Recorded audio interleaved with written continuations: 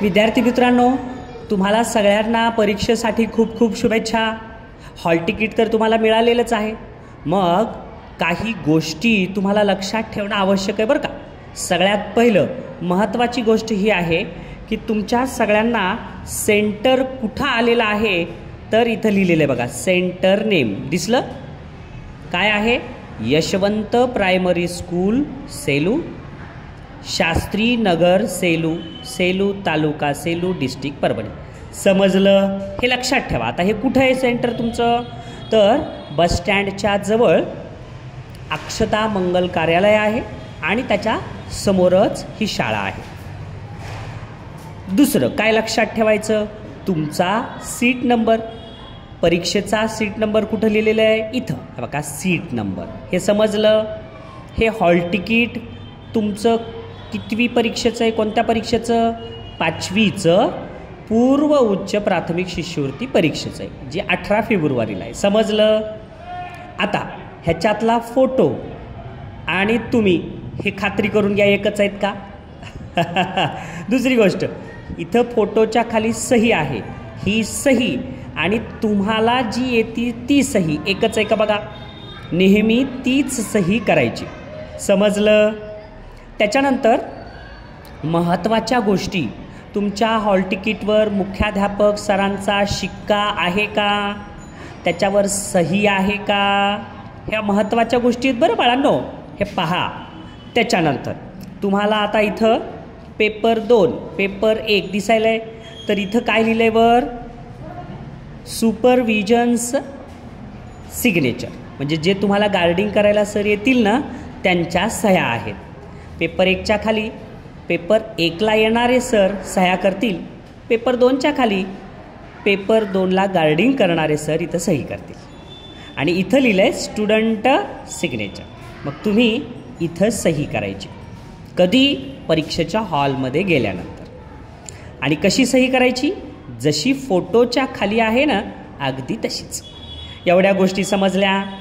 त्याच्यानंतर पुढची महत्त्वाची गोष्ट हे लक्षात ठेवा की वेळ काय आहे परीक्षेचा? इथं पेपर फर्स्ट आहे, पेपर फर्स्टचा वेळ काय आहे? 11 ते 12:30। मग आता 11 ते 12:30 म्हणजे तुम्हाला 11ला तिथं जायचं आहे का? नाही, तर तुम्हाला घरातून 10:15ला निघायचं, 10:30ला तिथं पोहोचायचं। छानपैकी नंबर कुठं आलाय ते शोधायचा आणि शोधल्यानंतर हळुवारपणे आपल्या नंबरचा जो बेंच आहे त्या बेंचवर जाऊन बसायचं। समजलं? त्याच्यानंतर 11 वाजता पेपर सुरू होईल आणि तो 12:30ला संपल। मग पेपर संपल्यानंतर मग तुम्हाला काय करायचं? तर थोडासा डबा खायचा आणि नंतर पुढच्या परीक्षेसाठी तयार राहायचं। पुढची परीक्षा किती वाजता आहे? तर 2 वाजता। मग तुम्हाला हॉलमध्ये किती वाजता जायचं? 1:30 वाजता। आणि हे हॉल तिकीट फार महत्त्वाचं आहे बरं, ह्याची एक झेरॉक्स काढायची आणि एक प्रत जपून ठेवायची। समजलं?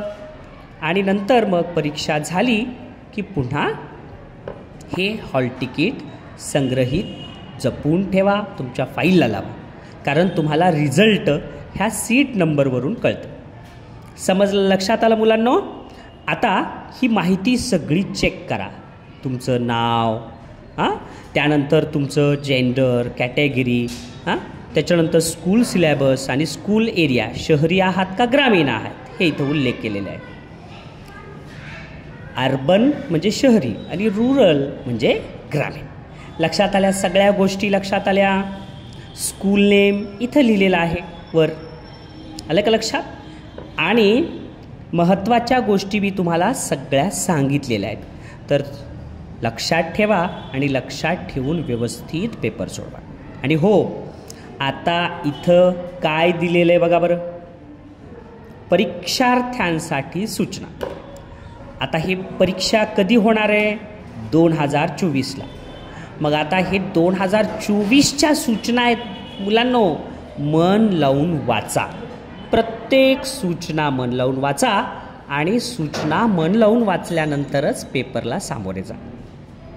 अभ्यास जेवढा महत्त्वाचा असतो तेवढ्याच सूचनाही महत्त्वाच्या असतात. त्यामुळं बालमित्रांनो, छानपैकी तुम्ही सूचनेचं पालन करून पेपर सोडवा.